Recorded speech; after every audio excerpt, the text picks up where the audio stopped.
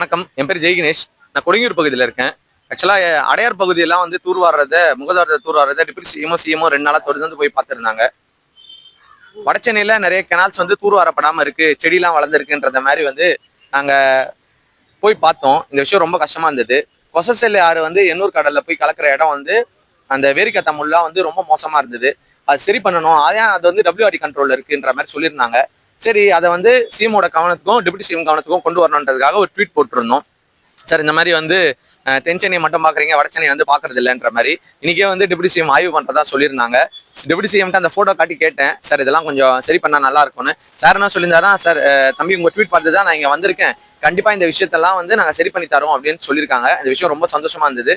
மாநகராட்சியும் WRDயும் coordinate பண்ணி work பண்ணா வந்து வடசென்னை பகுதியில் இருக்க நிறைய வெள்ளம் ஏற்படுற பகுதியை வந்து தடுக்கலாம். அதே மாதிரி கவர்மெண்ட்டுக்கு நிறைய யங்ஸ்டர்ஸும் சப்போர்ட் பண்றதா இருக்கும். எங்க கூடயும் கவர்மெண்ட் கோஆர்டினேட் பண்ணா மக்களுக்கு வந்து ரெஸ்கியூ பண்ண இன்னும் ஹெல்ப்ஃபுல்லா இருக்கும். அதே மாதிரி முதல்ல வெள்ளம் வராமையே வந்து இந்த விஷயத்தெல்லாம் வந்து தடுக்கலாம். இந்த ட்வீட்க்கு ரெக்கக்னைஸ் பண்ணி வந்த டிப்டி சிஎம்க்கு ரொம்ப நன்றி. அதே மாதிரி இந்த கெனால்ஸ் எல்லாம் வந்து எவ்வளவு வேகத்துல இன்ஸ்பெக்ஷன் வந்தாலும் அவ்வளவு வேகத்துல நடந்தா இன்னும் மகிழ்ச்சி.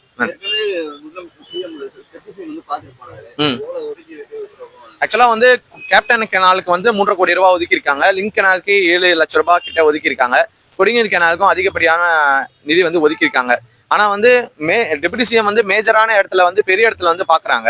அந்த இடம் வந்து சுத்தமா இருக்கு. ஆனா வந்து இன்டீரியர் பகுதியெல்லாம் இருக்கு, அங்கெல்லாம் வந்து இன்னும் வந்து பிளண்ட் எல்லாம் இருக்கு, சில்ட்லாம் வந்து அப்படியே தான் அக்குமுலேட் ஆயிருக்கு.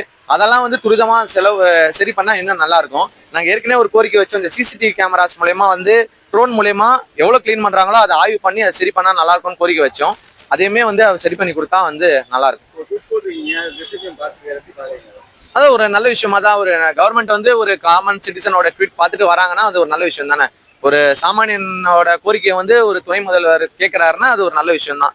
இது வந்து ஒரு இதே மாதிரி வந்து என் ட்வீட் மட்டும் இல்லாம போறவங்க எல்லா ட்வீட்டும் கவனிச்சா நல்லா இருக்கும். லாஸ்ட் டைம் ஸ்டார்ட் நான் சொன்னேன், இந்த பேசன் பீச் வடச்சென்னையில ரொம்ப டிராபிக்கா இருக்கு, 4 மணி நேரம் கிட்ட நிக்கிறோம்.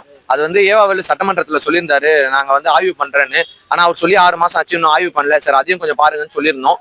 சார் வந்து பாக்குறேன்னு சொல்லியிருக்காரு. ஸோ இந்த மாதிரி நிறைய விஷயம் சொல்லியிருக்கோம், நடக்குதான்னு சொல்லிட்டு வெயிட் பண்ணி பார்க்கலாம்.